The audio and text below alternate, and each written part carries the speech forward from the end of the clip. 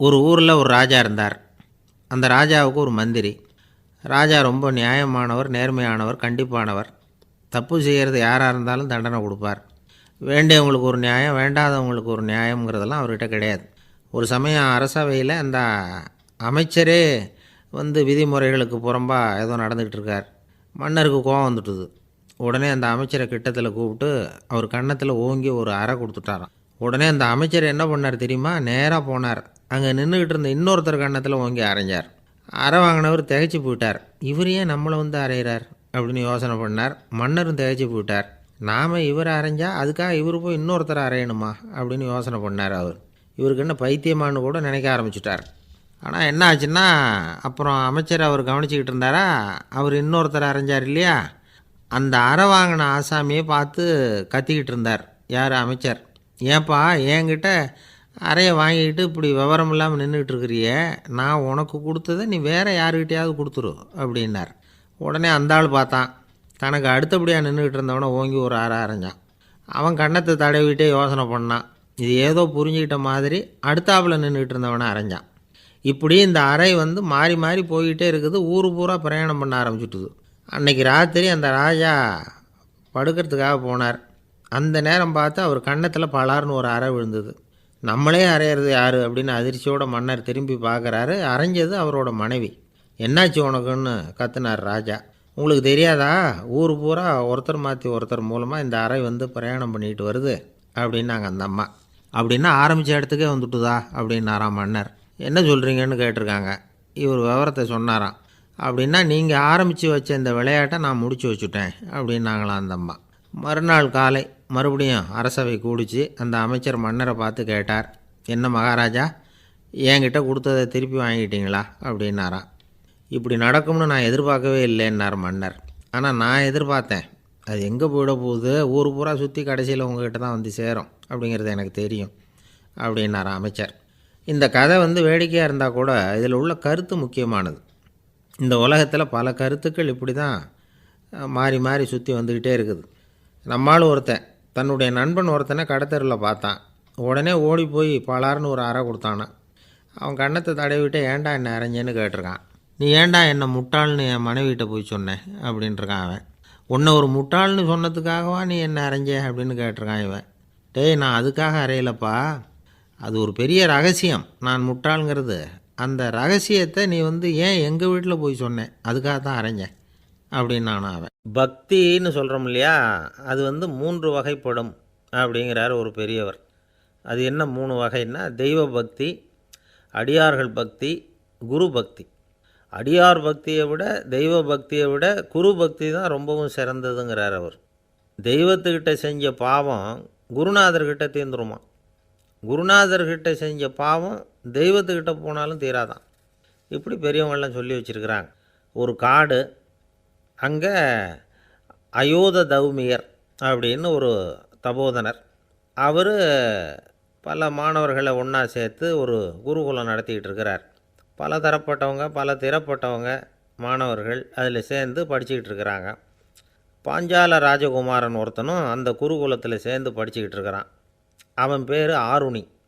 பெரிய இடத்து புள்ள, இருந்தாலும் படுப்பில் ரொம்ப கெட்டிக்காரனாக இருந்தான். அவன் தான் அங்கே முதல் மாணவன். ஒரு நாள் குருநாதர் அந்த அரசகுமாரனை கூப்பிட்டார். நம்ம குருகுலத்துக்கு சொந்தமான வயலில் தண்ணீர் பெருகி வெள்ளம் பயிரை அழிக்குதான். அதனால் நீ போய் மடையை அடைச்சிட்டு வந்துரு அப்படின்னார். அந்த அரசகுமாரன் உடனே புறப்பட்டான். குருநாதர் சொல்லிட்டார்ல, உடனே புறப்பட்டான். நான் பெரிய இடத்து பிள்ளையாச்சே, ராஜகுமாரனாச்சே, ரொம்ப செல்வாக்கூட வளர்ந்தவனாச்சே, நான் போய் வயலில் இறங்கி வேலை செய்கிறதா அப்படின்னுலாம் அவன் நினைக்கல.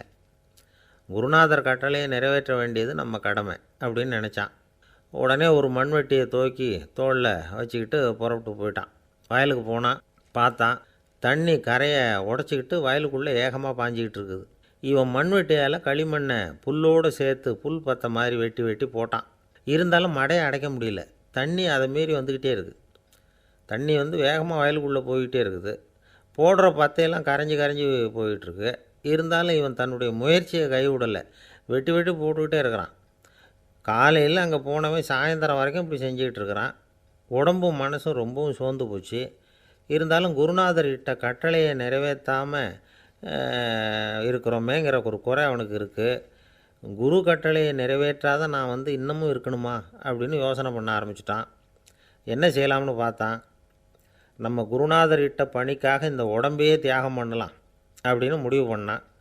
தண்ணி பாயுதில் அதுக்கு குறுக்க விழுந்து அப்படியே மடையை அடைச்சிக்கிட்டு அப்படியே படுத்துட்டான். இது மற்றவங்களுக்கு தெரியாது. அன்னைக்கு ராத்திரி ஒரு விளக்கு முன்னாடி உட்காந்து குருநாதர் பிள்ளைங்களுக்கு பாடம் சொல்லி கொடுத்துக்கிட்டு இருக்கிறார். வரிசையில் இருக்கக்கூடிய ராஜகுமாரனை காணலை. நம்ம ஆருணி எங்கே போனா அப்படின்னு சொல்லி மற்ற மாணவர்களை விசாரித்தார். இப்போ அவங்க சொன்னாங்க, சுவாமி அவன் காலையில் வயலுக்கு வந்து மடையை அடைக்கிறதுக்காக போனான், நீங்கள் தான் போக சொன்னீங்க, இன்னும் திரும்பி வரல அப்படின்னு அவர் பையன்.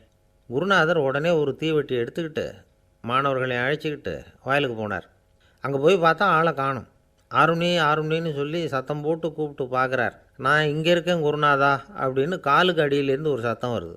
குனிஞ்சு பார்த்தா அவன் மடையில் படுத்துருக்குறான். என்னப்பா இதுன்னார். காலையிலேருந்து இந்த மடையை அடைச்சி பார்த்தேன் சுவாமி, முடியல, அதனால் இப்படி குறுக்க படுத்துட்டேன். என்னை தாண்டறதுக்கு பயந்து போய் தண்ணியே தேங்கி நின்றுட்டுது அப்படின்னா. அவனுடைய குரு பக்தியையும் அவனை தாண்டறதுக்கு அஞ்சு நிற்கிற தண்ணி தேக்கத்தையும் பார்த்துட்டு எல்லாரும் ரொம்ப ஆச்சரியப்பட்டு போயிட்டாங்களாம். ஆருணி எழுந்திரிச்சு வா அப்படின்னு கூப்பிட்டாரான் குருநாதர். அவன் தண்ணீரை பொழந்துக்கிட்டு எழுந்திரிச்சு வந்தானான். அதனால் அவனுக்கு வந்து உத்தாலகன் அப்படின்னு ஒரு பேர். உத்தாலகன்னா தண்ணீரை பிளந்தவன் அர்த்தம். அந்த உத்தாலகன் மாதிரி இந்த காலத்து மாணவர்களுக்கும் குரு பக்தி வேணும் அப்படின்னு சொன்னோம் ஒரு பள்ளிக்கூடத்தில். உடனே நிறைய மாணவர்கள் எழுந்திரிச்சு நின்னாங்க. சார், நீங்கள் எங்களை வந்து இன்னமும் சரியாக புரிஞ்சுக்கலன்னு நினைக்கிறோம். அன்னைக்காவது ஒருத்தன் அப்படி இருந்தான், இன்றைக்கி ஏகப்பட்ட உத்தாலகர்கள் இருக்கிறோம். எங்கள் வாத்தியார் கட்டளை இட்டால் இப்போவே அது மாதிரி வயலுக்கு போய் மடையில் குறுக்கப்படுத்துக்கிறதுக்கு இந்த வகுப்பில் உள்ள அத்தனை பேரும் தயாராக இருக்கிறோம் அப்படின்னாங்க. அப்படியா அப்படின்னு சொல்லி கேட்டோம் ரொம்ப சந்தோஷமாக. ஒருத்தன் ரொம்ப அடக்கமாக எழுந்திரிச்சான். அப்புறம் சொன்னான், ஆமாம் சார், வகுப்பில் வந்து இவர் நடத்துகிற பாடத்தை கேட்டுக்கிட்டு இருக்கிறத விட பேசாமல் போய் மடையில் படுத்துடுறது ஒன்றும் கஷ்டமான காரியமாக இருக்காது, அதனால தான் எல்லோரும் அங்கே போகிறேன்னு சொல்கிறோம் அப்படிங்கிறான். ஒரு இலக்கிய கூட்டம் ஏற்பாடு பண்ணியிருக்கிறோம், நீங்கள் அவசியம் வந்து அதில் பேசணும் அப்படின்னு கேட்டுக்கிட்டார் ஒருத்தர். வேணாங்க, 4 பேருக்கு முன்னாடி வந்து நிற்கிறதுனா எனக்கு ரொம்ப கூச்சமாக இருக்கும் அப்படின்னாரு இவர். ஏன் சார் இன்னமும் குழந்த மாதிரி கூச்சப்படுறீங்களே அப்படின்னார் அவர். அவரை ஒரு மாதிரியாக சமாளித்து அனுப்பி வச்சுட்டு அதுக்கப்புறம் அதை பற்றி இவர் யோசித்து பார்த்துருக்கார். சில நிபுணர்கள் எழுதியிருக்கிறத படித்தும் பார்த்துருக்கிறார். மனோதத்துவ நிபுணர்கள் என்ன சொல்கிறாங்க தெரியுமா? 10லேருந்து 20% குழந்தைகள் பிறக்கிறப்பவே கூச்ச சுபாவம் கொண்டதாக தான் இருக்குதான். ஒரு தாத்தா தன்னோட பேர பிள்ளைய ஆசையாக கூப்பிடுறார் விளையாட்டு காட்ட, அதை அழுதுகிட்டு ஓடி போகுது. ஒரு அம்மா தன்னோட பிள்ளைய பள்ளிக்கூடத்தில் சேர்க்கறதுக்காக கூப்பிட்டுக்கிட்டு போகிறாங்க. அந்த பிள்ளை அம்மாவோட முந்தானையில் ஒளிஞ்சிக்கிட்டு வெளில வரமாட்டேங்குது. இவங்களெல்லாம் எப்படி சமாளிக்கிறது? குழந்தைகளோட கூச்ச சுபாவத்தை போக்குறது எப்படி? இதுக்கு நிபுணர்கள் சில யோசனைகளை சொல்லியிருக்கிறாங்க. மற்றவங்களுக்கு முன்னாடி என் பையனுக்கு கூச்சம் ரொம்ப அதிகம் சார், மற்றவங்க பார்த்தா ரொம்ப வெக்கப்படுறான், இப்படி சொல்கிற அப்பாக்கள் உண்டு. என் பையன் புது மனுஷாலை பார்த்தா அட்டையாக ஒட்டிக்குவான் சார் அப்படின்னு சொல்கிற அப்பாக்களும் உண்டு. இப்படிலாம் குழந்தைகளுக்கு வந்து முத்திரை குத்துறது ரொம்ப தப்பான். புதுசாக யாராவது வீட்டுக்கு வந்தால் குழந்தை தானாக தன்னோட கூச்சத்தையும் பயத்தையும் போக்கிக்கிட்டு சகஜமாக மாறி வர்றதுக்கு வாய்ப்பு கொடுக்கணுமா. ஒரு கூட்டத்துக்கோ அல்லது சொந்தக்காரங்க கல்யாணத்துக்கோ குழந்தைய அழைச்சிட்டு போகிறீங்க, அங்கே போய் கட்டாயப்படுத்தி குழந்தைய மற்றவங்க கிட்ட பேச சொல்லக்கூடாது. சில சமயம் குழந்தை தானாக தன்னுடைய கூச்ச சுபாவத்தை விட்டு பேசுகிறதுக்கு முன் வந்தால் அதை பாராட்டணும். குழந்தை கலகலப்பு இல்லாமல் மௌனமாக இருந்ததுன்னா அதையும் கண்டுக்கக்கூடாது. குழந்தை பேச ஆரம்பித்தா அதை ஆர்வத்தோடு கவனிக்க தெரியணும். கலந்து உரையாடுற பழக்கத்தை வீட்லேயே ஆரம்பிக்கலாம். கேட்டதுக்கு பதில் சொல் அப்படின்னு நீங்கள் அதிகாரம் பண்ணிகிட்டு இருக்கக்கூடாது. அது வந்து குழந்தைக்கு பேசுகிற சந்தர்ப்பத்தை குறைச்சிருமா. இப்போ நாம் அதிகாரம் பண்ணால் கேலி செய்கிற பழக்கம் குழந்தைகளை வந்து ரொம்ப பாதிச்சிருமா. பெரியவங்களானதுக்கு அப்புறமும் சில பேர் கூச்சத்தோடவும் பயத்தோடவும் இருக்கிறதுக்கு இதுதான் காரணம். சின்ன வயசில் அவங்கெல்லாம் ஏதாவது கேலிக்கு ஆளாகி இருப்பாங்க. 2வது குழந்தை மூத்த குழந்தைய வந்து கேலிக்கு ஆளாகிற சந்தர்ப்பங்களை கண்டு கேலி பண்ணினா அது இளம் நெஞ்சங்களை விட்டு நீங்கிறதே இல்லையா. எப்பவும் குழந்தையோட நடை உடை பாவனைகளை பற்றி சொல்லிக்கிட்டே இருக்கக்கூடாதான்.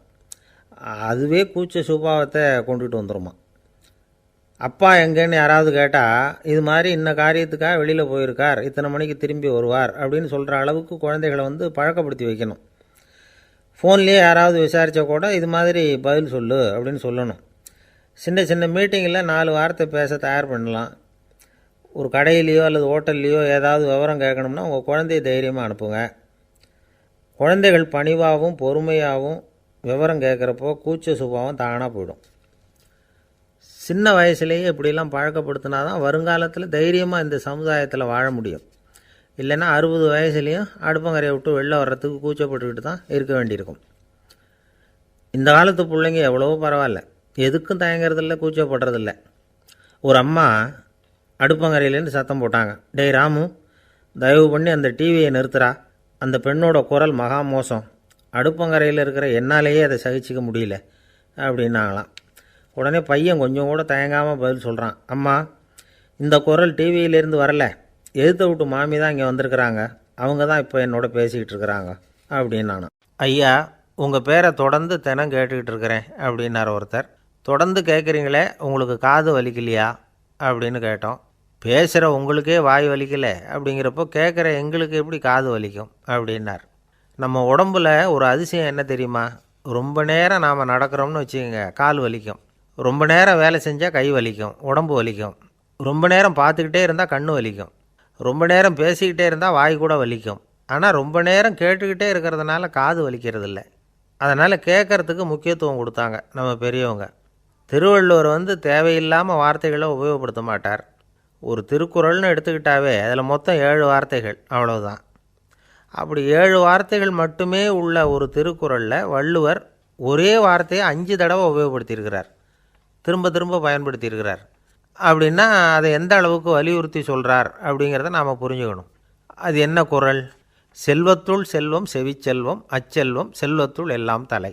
செவிச்செல்வம்ங்கிறது அவ்வளவு முக்கியமானது. கற்றலின் கேட்டல் நன்று.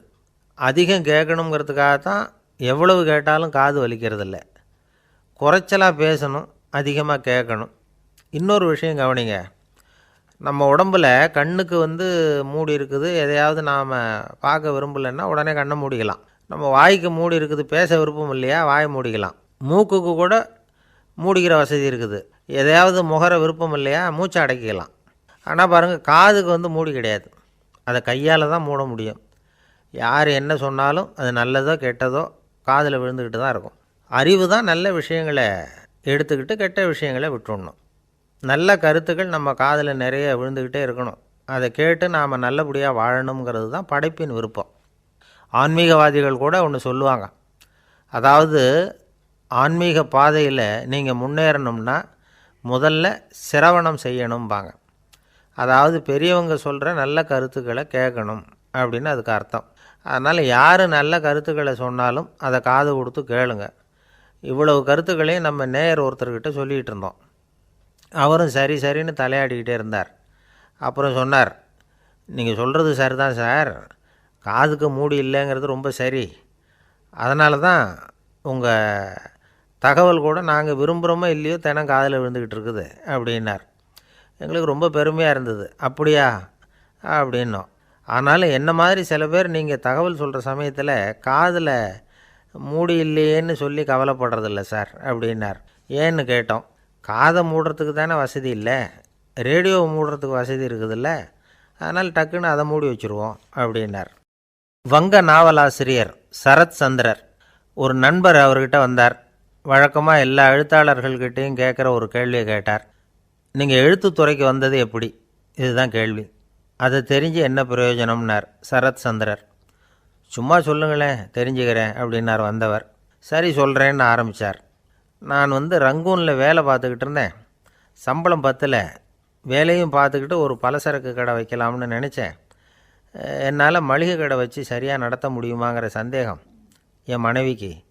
அதை சோதனை பண்ணி பார்க்கணுங்கிறதுக்காக சில பொருள்களின் அளவு, அதோட விலை, இப்படி சிலதை சொல்லி எல்லாத்தையும் மனக்கணக்காக கூட்டி போட சொன்னாங்க. என்னால் சரியாக கூட்டி சொல்ல முடியல. உங்களால் மளிகை கடை நடத்த முடியாதுன்னு சொல்லிவிட்டாங்க. உடனே என்ன பண்ணுறது, வேறு வழி இல்லை, கதை எழுத ஆரம்பிச்சிட்டேன் அப்படின்னார். கேட்டவருக்கு சிரிப்பு வந்துட்டு தான். சரத் சந்திரர் ஒரு பக்கம் சீரியஸான நாவல்கள் சிறுகதைகள் எழுதியிருந்தாலும் அவருடைய இன்னொரு பக்கம் வேறு விதம். நண்பர்கள்கிட்ட பேசும்பொழுதும் சரி, அவர்களுக்கு கடிதங்கள் எழுதும்போதும் சரி, கேலியும் கிண்டலும் நகைச்சுவை உணர்வும் அதிகமாக இருக்கும். காந்திஜி ஒரு சமயம் கல்கத்தாவுக்கு வந்திருந்தார். தேசபக்தர்கள் பல பேர் அவர்கிட்ட பேசிக்கிட்டு இருந்தாங்க. அப்போது சரத் சந்திரரும் அங்கே இருந்தார். கிரண் சங்கர் ராய் அப்படிங்கிறவரும் அங்கே இருந்தார். அவர் சொன்னாராம், காந்திஜியோட பழகிய முதல் வங்காளி நான் தான்.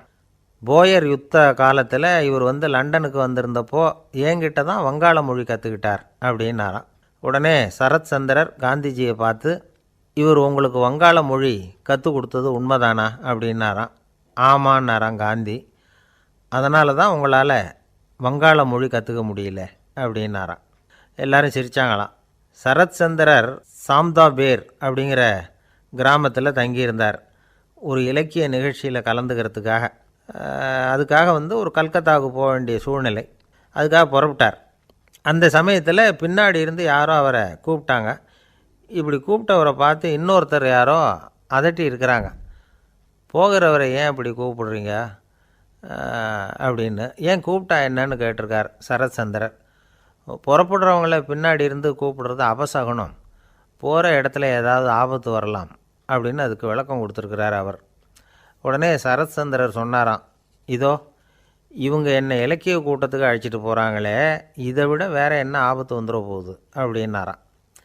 இப்படி சரத் சந்திரருக்கு இயல்பாகவே நகைச்சுவை உணர்வு உண்டு. அவருடைய நண்பர் ஒருத்தர் வீட்டுக்கு கூப்பிட்டுருந்தார். அங்கே ஒரு கச்சேரிக்கு ஏற்பாடு பண்ணியிருந்தாங்க. சரத் சந்திரருக்கு இயல்பாகவே கச்சேரியில் நீண்ட ஆலோசனையெல்லாம் கேட்குறதுக்கு பொறுமை இருக்காது. அதனால் மெதுவாக பாட போகிறவர் எப்படி அப்படின்னு கேட்டிருக்கார். அவருக்கு ரொம்ப நல்லா பாட தெரியும் அப்படின்னு சொல்லியிருக்கிறாங்க. அதுக்கு சரத் சந்திரர், பாட தெரியுங்கிறது சரி, பாட்டை நிறுத்த தெரியுமா அதை சொல்லுங்கள் முதல்ல அப்படின்னாராம். கங்கை கரை தோட்டம் பக்கத்தில் ஒரு ஆசிரமம், அங்கே ஒரு பெரியவர் தங்கியிருக்கிறார். அவர் தான் ராமகிருஷ்ண பரமஹம்சர். அந்த ஆசிரமம் இருந்த இடம் கரக்பூர். வங்காளத்தில் பொதுவாக எல்லோரும் மீன் சாப்பிட்றது உண்டு. கங்கையில் குளிச்சுட்டு கையில் ஒரு மீனோடு வர்றது வழக்கம். இவர் இருக்கிற இடத்துக்கு கங்கையில் படகு வழியாக வரணும். அப்படி தான் எல்லோரும் வருவாங்க. வர்றவங்கள ஒன்று கூட்டி ஆன்மீக விஷயங்களை பற்றி பேசிக்கிட்டு இருப்பார். ஒவ்வொரு நாள் ஒவ்வொருத்தர் நகரத்துக்கு போகணும். வரும்பொழுது மீன் கொண்டுக்கிட்டு வரணும். அதுக்கு ஒரு அட்டவணையே உண்டு ஆசிரமத்தில். அது பிரகாரம் ஒரு நாள் சுவாமி யோகானந்தர் படகில் போனார். படகை செலுத்தினவங்க ராமகிருஷ்ணரையும் சுவாமி யோகானந்தரையும் மற்றவங்களையும் பித்தர்கள் அப்படின்னு சொல்லி ஏளனமாக பேசினாங்க. அவங்க என்ன பைத்தியம் பிடிச்சவங்க அப்படிங்கிறது மாதிரி. சுவாமி யோகானந்தருக்கு ரொம்ப மென்மையான இதயம். இவங்க இப்படி கண்ணாபின்னான்னு பேசுகிறத பார்த்தா மீனை வாங்கிட்டு திரும்புகிறப்போ என்ன நடக்குமோ அப்படிங்கிற பயம் வேறு வந்துட்டுது அவருக்கு. அவ்வளவு மென்மையானவர். இதை தெரிஞ்சுக்கிட்ட ராமகிருஷ்ணர், யோகானந்தா இங்கே வா அப்படின்னு கூப்பிட்டார். இவர் கண்ணீரை தொடச்சிக்கிட்டே கிட்ட போனார். சொன்னார், ஐயா, படகு ஓட்டுறவங்க உங்களை பற்றி மோசமாக பேசுகிறாங்க. என்ன திட்டினா பரவாயில்ல, ஆனால் உங்களை அவங்க திட்டுறாங்க, அதை என்னால் தாங்கிக்க முடியல அப்படின்னார். இதை கேட்டதும் ராமகிருஷ்ணருக்கு கோபம் வந்துட்டு தான். என்னது, உன்னுடைய குருவை பற்றி அவங்க மோசமாக பேசும்பொழுது நீ சும்மா இருந்தியா, வெளியில் போ அப்படின்னு விட்டார். குரு நிந்தனை செய்கிறப்போ அதை கேட்டுக்கிட்டு சும்மா இருக்கலாமா? குரு நிந்தனையை கேட்டால் பாவம் இல்லையா? என்னை தூற்றும்போது அவங்க பாவம் செய்கிறாங்க, அதை கேட்டுக்கிட்டு நீ சும்மா இருந்தால் நீயும் பாவம் செய்கிற அப்படின்னாராம். அடுத்த நாள் சுவாமி நிரஞ்சனானந்தர் போக வேண்டிய நாள். இவர் படகுல போகும்பொழுதும் அதே மாதிரி நடந்து தான். அவங்க மோசமாக பேச ஆரம்பித்தாங்க, திட்ட ஆரம்பித்தாங்க. அப்படி கேலி பண்ண ஒருத்தனை இவர் என்ன பண்ணார், பலார்னு கன்னத்தில் அரைஞ்சிட்டார். இன்னொருத்தனை கங்கையில் தூக்கி எறியறதுக்கும் தயாராகிட்டார். அதுக்கப்புறம் அவங்க யாரும் வாயை திறக்கலை. மீன் வாங்கிட்டு வர்றப்பவும் படகுல ஒரே அமைதி. அவ்வளவு பயம் அவங்களுக்கு. ராமகிருஷ்ணர் கூப்பிட்டு விசாரித்தார் என்ன நடந்ததுன்னு. இவர் சொன்னார், அவர் யோகானந்தா போகும்பொழுது என்ன நடந்ததோ அப்படியே தான் இப்போவும் நடந்தது. குரு நிந்தனை செய்கிறத கேட்டுக்கிட்டு நான் சும்மா இருப்பேனா? ஒருத்தனை அப்படியே அரைஞ்சுட்டேன், இன்னொருத்தனை ஆற்றுல தூக்கி போட்டுருவேன்னு பயமுறுத்தினேன், அவ்வளவுதான் அப்படின்னாராம். இப்போவும் ராமகிருஷ்ணருக்கு கோபம் வந்துட்டு தான். என்ன இது, அணியறது காஷாயம், இருக்கிறது ஆசிரமம், உனக்கு இவ்வளவு கோபம் வந்ததுன்னா அப்புறம் என்னத்துக்கு ஆசிரமத்தில் இருக்கணும்? பிரம்மச்சாரி எப்பவும் அமைதியாக இருக்கணும் அப்படின்னு அறிவுரை சொன்னாராம் ராமகிருஷ்ணர். அப்போ இவர் கேட்டாராம், ஏங்க அவருக்கு ஒரு விதமான அறிவுரை சொன்னீங்க, எனக்கு வேறு விதமாக அறிவுரை சொல்கிறீங்க, இதில் எது உண்மை அப்படின்னு கேட்டிருக்கார். இதுக்கு ராமகிருஷ்ணர் சொன்ன பதில் என்னென்னா, அட அசடே, சக்கரத்தில் காற்று அதிகமாக இருந்தால் குறைக்கணும், குறைச்சலாக இருந்தால் கூட்டணும். அவன் சாது, அவனுக்கு அதிக உணர்ச்சி தேவை, உனக்கு படபடப்பு அதிகம், உனக்கு பொறுமை தேவை அப்படின்னாராம். இதில் உள்ள கருத்து என்னென்னா, கல்விங்கிறது எப்படின்னா அதை சூழ்நிலைக்கு தகுந்த மாதிரி கற்பிக்கணும். எல்லாருக்கும் ஒரே மாதிரி கற்பிக்கக்கூடாது. கேட்குறவர் தகுதி, புரிஞ்சுக்கிற திறமை, இதை பொறுத்து கல்வி அமையணும். ஆரம்ப காலத்தில் ஒரு குரு, அப்போ ஒரு சீடன் இருந்தான். அது வேடிக்கையான குரு, வேடிக்கையான சீடன். ஒரு ஆசிரமம். ஒரு நாள் ஒருத்தன் அவசரமாக அந்த குருவை தேடி வந்திருக்கிறான். என்ன விஷயம்னு விசாரித்தார் குரு. உங்கள் சீடர் என்னை அடிச்சுட்டார் அப்படின்னு புகார் பண்ணானா அந்த ஆள். குரு சீடனை கூப்பிட்டார். அடிச்சியா இந்த ஆளை அப்படின்னு கேட்டாரான். ஆமான் இருக்கான் சீடன். ஏன் அடித்தே அப்படின்னு கேட்டாரான். இந்த ஆள் உங்களை பற்றி மட்டமாக பேசிவிட்டான், என்னால் அதை தாங்கிக்க முடியல, அதனால தான் அடிச்சுட்டேன்ருக்கான். அப்படி என்ன பேசினா அப்படின்னு கேட்டாரான். உன்னுடைய குருநாதர் இப்போல்லாம் அர்த்தமில்லாமல் பேச ஆரம்பிச்சுட்டார் அப்படின்னு சொல்லிவிட்டான், அதனால தான் அடிச்சுட்டேன் அப்படின்னானா. அதுக்காக அடித்தே அப்படின்னாரான். நான் அதுக்காக அடிக்கலை குருவே, இப்போல்லாம் நீங்கள் அர்த்தம் இல்லாமல் பேசுகிறதாக அவன் சொல்கிறான், அப்படின்னா இதுவரைக்கும் நீங்கள் அர்த்தத்தோடு பேசினதாகத்தானே அர்த்தம், அது தப்பு தானே, அதனால தான் அடித்தேன் அப்படின்னானா. ஒரு பெரியவர் உட்கார்ந்துருக்கிறார். அவரை சுற்றி அவருடைய தோழர்கள் உட்காந்துருக்கிறாங்க. ஏதோ ஒரு முக்கியமான செய்தியை அவர் அவங்களுக்கு சொல்லிகிட்டு இருக்கிறார். அவங்களும் ஆர்வமாக கேட்டுக்கிட்டு இருக்கிறாங்க. இந்த சமயத்தில் யாரோ ஒரு ஆள் வேகமாக அங்கே வர்றார். வர்ற வேகத்திலேயே எனக்கு ஏதாவது உதவி செய்யுங்க அப்படின்னு கேட்டுக்கிட்டே வர்றார். கேட்குறது உதவி, ஆனால் குரல் மிரட்டுறது மாதிரி இருக்குது, அதட்டி கேட்குறது மாதிரி இருக்குது. இதை கேட்டதும் அந்த பெரியவர் ஆத்திரப்படலை, ஆனால் அவரை சுற்றி இருந்தவங்க ஆத்திரப்பட்டாங்க. இதை பெரியவர் கவனித்தார். கொஞ்சம் அமைதியாக இருங்கன்னார். வந்தவரை கூப்பிட்டார். அவருக்கு சில பொருள்களை கொடுத்தார். என்னங்க இப்போ உங்களுக்கு மகிழ்ச்சி தானே அப்படின்னார். ஆ அப்படின்னு அலட்சியமாக அவர் சொல்கிறார். நான் உங்களை நல்ல முறையில் நடத்தினேன்னா அப்படின்னு கேட்குறாரு அவர் மறுபடியும். அதெல்லாம் ஒன்றும் இல்லை அப்படின்னு சொல்லி அவர் சொல்லிகிட்டு இருக்கிறாரு. குரலில் கடுமை குறையில. சுற்றி இருந்தவங்களால் இதை பொறுத்துக்க முடியல. கோபத்தோடு அவரை நோக்கி நெருங்க ஆரம்பித்தாங்க. பெரியவர் அவங்களையெல்லாம் தடுத்து நிறுத்தினார். வந்தவரை வாங்க என்னோட அப்படின்னு சொல்லி அழைச்சிட்டு போனார். வீட்டுக்கு போனார். அங்கே போனதும் இன்னும் சில பொருள்களை எடுத்து அவர்கிட்ட கொடுத்தார். இப்போ திருப்தி தானே, நான் உங்ககிட்ட நல்ல முறையில் நடந்துக்கிட்டேனா அப்படின்னார். அவர் முகம் இப்போ தான் கொஞ்சம் மலர்ந்தது. ரொம்ப நன்றி, இறைவன் உங்கள் குடும்பத்துக்கு எல்லா நன்மைகளையும் செய்வான் அப்படின்னு சொன்னார். இதே வார்த்தைகளை என்னுடைய தோழர்கள்கிட்டே சொல்லிட்டீங்கன்னா அவங்க கோபம் தணிஞ்சிரும், வர முடியுமான்னார். கண்டிப்பாக வர்றேன் அப்படின்னாரு. மறுநாள் காலையில் அந்த இடத்துக்கு வந்தார். அதே மாதிரி சொல்லிவிட்டு அவர் போயிட்டார். தோழர்கள்லாம் ரொம்ப வியப்போடு பெரியவரை பார்த்தாங்க. அந்த பெரியவர் தான் நபிகள் நாயகம். அவர் சொன்னார், ஒருத்தன் ரொம்ப ஆசையாக ஒரு ஒட்டகத்தை வளர்த்துக்கிட்டு வந்தான். ஒரு நாள் அந்த ஒட்டகம் கயத்தை அறுத்துக்கிட்டு ஓடி போயிட்டுது. அக்கம் பக்கத்தில் இருக்கிறவங்கெல்லாம் அந்த ஒட்டகத்தை பிடிக்கிறதுக்கு முயற்சி பண்ணாங்க. அதை துரத்திக்கிட்டு ஓடினாங்க. ஒட்டகம் தாறுமாறாக ஓட ஆரம்பிச்சிது. இந்த சமயத்தில் ஒட்டகத்தை வளர்த்தவன் அங்கே ஓடி வந்தான். நீங்கள் அதை ஒன்றும் செய்ய வேணாம், விட்டுருங்க, அதோட சுபாவம் எனக்கு நல்லா தெரியும், அதை சுலபமாக என்னோடய வழிக்கு கொண்டுட்டு வந்துட முடியும், நான் பார்த்துக்கிறேன், விட்டுருங்கோ அப்படின்னா. எல்லோரும் விலகி போயிட்டாங்க. இவன் என்ன செஞ்சான் தெரியுமா? கொஞ்சம் புல்லை கையில் எடுத்துக்கிட்டு அந்த ஒட்டகத்தை நெருங்கினான். அவ்வளவுதான். அது ஓடி இவன் காலடியில் உட்காந்துக்கிட்டது. செல்லமாக அதை அப்படியே தடவி கொடுத்தான். முதுகில் ஏறி உட்காந்துக்கிட்டான்.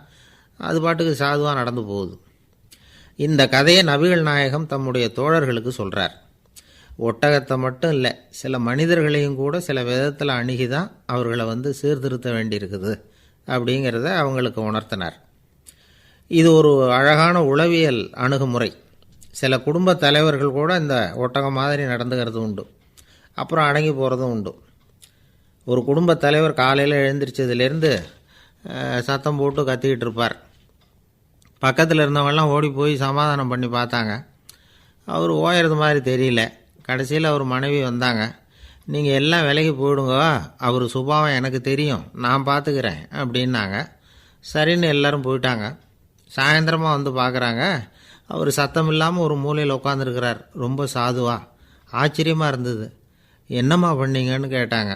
அது ஒன்றும் இல்லைங்க, ஒரு வேளை சாப்பாட்டை நிறுத்தினேன், பட்னி போட்டேன், அவ்வளவுதான் அப்படின்னாங்க அந்த அம்மா. ஒரு ராஜா ஊரெல்லாம் சுற்றி பார்த்துட்டு வரலாம்னு ஒரு நாள் புறப்பட்டு போனார். ஒரு இடத்துல தறி நெசவு வேலை ரொம்ப மும்முரமாக நடந்துக்கிட்டு இருந்தது. ஒரு பெரியவர் தறியால் நெசவு வேலை செஞ்சுக்கிட்டு இருந்தார். பக்கத்தில் ஒரு அழகான பொண்ணு உட்காந்து நூலை சுற்றிக்கிட்டு இருக்குது. ராஜா அந்த பெரியவரை பார்த்து யார் இந்த பொண்ணுன்னு விசாரித்தார். ராஜா அப்படி கேட்டதும் அவருக்கு ரொம்ப பெருமையாக போயிட்டுது. ஏன்னா உட்காந்துருந்தது அவரோட மகள். அரசே, இது என்னுடைய மகள். இவ வேகமாக நூல் திரிக்கக்கூடியவள். வைக்கோலை எடுத்து இவ திரிச்சா கூட அது எல்லாம் பவுனிழையாக வெளியில் வரும் அப்படின்னு ஒரு ராசி இவளுக்கு அப்படின்னு ரொம்ப பெருமையாக ராஜா கிட்ட சொன்னார். ராஜா இதை கேட்டதும் அசந்துட்டார். அப்படியா, இவ்வளவு அழகும் சாமர்த்தியமும் உள்ள இந்த பொண்ணு என்னோட வரட்டுமே, இவளை என் மருமகளாக ஆக்கிக்கிறேன் அப்படின்னார் ராஜா. அந்த பெரியவருக்கு ஒன்றும் புரியல. ஏதோ கொஞ்சம் பெருமையாக சொல்ல போக அது இப்படி ஆயிட்டுதே அப்படின்னு கவலைப்பட்டார். இருந்தாலும் ராஜா பேச்ச தட்ட முடியுமா, மகளை அனுப்பி வச்சுட்டார். ராஜா அந்த பொண்ணை அரண்மனைக்கு அழைச்சிட்டு வந்தார். அங்கே ஒரு அறையில் வச்சு பூட்டி விட்டார். அந்த ரூமு நிறைய வைக்கோலை கொண்டாந்து போட்டு அடைச்சாங்க. 3 ராட்டைகள் வேறு வச்சுருந்தாங்க. நாளைக்கு பொழுது விடியறதுக்குள்ளே நீ இந்த வைக்கோலையெல்லாம் தங்க இழைகளாக மாற்றி காட்டணும். நாளைக்கு காலம்புறம் வந்து நான் இந்த அறை கதவை திறப்பேன். உன் தகப்பன் சொன்னது மாதிரி எல்லாம் தங்கமாக மாறி இருக்கணும், இல்லைன்னா நீ உயிர் தப்ப முடியாது அப்படின்னு உத்தரவு போட்டார். பாவம் அந்த பொண்ணு என்ன பண்ணும், பகல் பூரா அழுதுகிட்டே உட்காந்துருக்குது. ராத்திரி பூராவும் தூக்கம் வரல. மறுநாள் அதிகாலை நேரத்தில் யாரோ கதவை தட்டுற சத்தம் கேட்டுது. பயந்துக்கிட்டே கதவை திறக்கிறா. திறந்து பார்த்தா வெளியில் 3 அவலட்சணமான பெண்கள். ஒருத்திக்கு வந்து கால் அகலமாக முறை மாதிரி இருக்குது, இன்னொருத்திக்கு கட்டை விரல் கரண்டி மாதிரி பெருசாக இருக்குது, 3ஆவது பொண்ணுக்கு உதடு தடித்து ரப்பர் மாதிரி தொங்கிக்கிட்டு இருக்கு. யார் நீங்கள், உங்களுக்கு என்ன வேணும் அப்படின்னு கேட்குது இந்த பொண்ணு. நாங்கள் உங்களுக்கு உதவி செய்கிறதுக்கு தான் வந்திருக்கிறோம் அப்படின்னு சொல்லி உள்ளே வந்தாங்க. உட்காந்தாங்க. கொஞ்ச நேரத்துக்குள்ளே உள்ளே இருந்த வைக்கோலையெல்லாம் தங்க இழைகளாக மாற்றி கொடுத்துட்டு போயிட்டாங்க. காலையில் ராஜா வந்தார், பார்த்தார். ஆகா பேஷுனார். இன்னும் கொஞ்சம் வைக்கோலை கொண்டாந்து அந்த ரூமில் போட சொன்னார். இந்த வைக்கோலையும் இன்றைக்கி தங்கமாக மாற்றிவிடு, நாளைக்கு மறுநாள் உனக்கும் இளவரசனுக்கும் கல்யாணம்னு சொல்லிவிட்டார். இன்றைக்கி ராத்திரி அந்த 3 பொண்ணுங்களும் வந்தாங்க. வைக்கோலை பொண்ணு இழைகளாக மாற்றினாங்க, புறப்பட்டாங்க. இந்த பொண்ணு அவங்க காலில் விழுந்து வணங்கினா. என் உசுரை காப்பாற்றினீங்க, உங்களுக்கு நான் என்ன கைமாறு செய்ய போகிறேன் அப்படின்னா. பயப்படாத, நீ விரும்பினா எங்களுக்கு ஒரு உதவி செய்யலாம். உன்னுடைய கல்யாணத்துக்கு நாங்கள் 3 பேரும் வரோம். நீ எங்களை வந்து வரவேற்று ராஜாக்கிட்டேயும் இளவரசர்கிட்டையும் நாங்கள் வந்து உன்னோட பெரியப்பா பொண்ணுங்கன்னு சொல்லி அறிமுகப்படுத்தி வை, நாங்கள் விருந்து சாப்பிட்டுட்டு போயிடுறோம் அப்படின்னாங்க. ரொம்பவும் சந்தோஷமாக சரின்னு ஒத்துக்கிட்டா. கல்யாண நாள் வந்தது. கல்யாணம் ரொம்ப கோலாகலமாக நடந்துக்கிட்டு இருக்கு. எல்லா தேசத்து ராஜா ராணிகளும் வந்துக்கிட்டு இருக்கிறாங்க. அந்த 3 அவலட்சணமான பொண்ணுங்களும் வந்து சேர்ந்தாங்க. யார் இவங்கன்னு கேட்டார் ராஜா. என் பெரியப்பா பொண்ணுங்க அப்படின்னா அந்த பொண்ணு. காலும் உதடும் கட்டை விரலும் ஏன் இப்படி உங்களுக்கு அவலட்சணம் ஆயிட்டுது அப்படின்னு கேட்டார். அதுக்கு அந்த பொண்ணுங்க பதில் சொன்னாங்க. என்ன செய்கிறது, ஓயாமல் வைக்கோலை நூற்று ஒருத்தியோட கட்டை விரல் அப்படி கரண்டி மாதிரி ஆயிட்டுது. நாக்கில் தொட்டு தொட்டு திரிச்சதுனால ஒருத்தியோட உதடு அப்படி ஆயிட்டுது. காலால் கட்டையை அழுத்தி அழுத்தி தறி போட்டதுனால இன்னொருத்தையோட கால் அப்படி ஆயிட்டுது. உங்கள் மருமகளாக வந்திருக்கிற இந்த பொண்ணு அந்த 3ஐயுமே செய்ய தெரிஞ்சவ தான். என்ன ஆக போதோ இன்னும் கொஞ்ச நாளில் அப்படின்னாங்க. அவ்வளவுதான். ராஜா பயந்துட்டார். அம்மா, இன்னையிலேருந்து நீ இளவரசனின் மனைவி. நீ எப்பவும் அழகாக இருக்கணும், அதனால் நீ இனிமேல் வைக்கோலை திரிக்கவே கூடாது அப்படின்னு உத்தரவு போட்டார். அவளை இக்கட்டான சூழ்நிலையிலிருந்து காப்பாற்றின அந்த 3 பொண்ணுங்களும் சந்தோஷமாக திரும்பி போயிட்டாங்களாம். சுவாமி சின்மயானந்தர் இந்த கதையை சொல்லியிருக்கிறார். தன்னலம் மறந்து சுயலாபத்தை வந்து தியாகம் செய்கிறது வைக்கோல்லேருந்து தங்க இழையை நூக்கிறது மாதிரி அப்படிங்கிறார் அவர். அது இருக்கட்டும், இப்போ நம்ம கதைக்கு வருவோம். ஒரு ராஜா தன்னோட மகனுக்கு சுயவரம் நடத்தினார். எல்லா தேசத்திலிருந்தும் ராஜகுமாரர்கள் வந்திருந்தாங்க. ராஜகுமாரியை கல்யாணம் பண்ணிக்கலாம்ங்கிற ஆசையில் சுயம்பர மண்டபத்திலேருந்து எல்லா ராஜகுமாரர்களும் அலறி அடிச்சுக்கிட்டு வெளியில் ஓடி வந்துக்கிட்டு இருக்கிறாங்களாம். ஏன் இப்படி எல்லாரும் மிரண்டு போய் ஓடி வர்றாங்கன்னு கேட்டார் ஒருத்தர். அதுக்கு இன்னொருத்தர் விவரம் சொன்னார். ராஜகுமாரியை இன்றைக்கி தான் அவங்க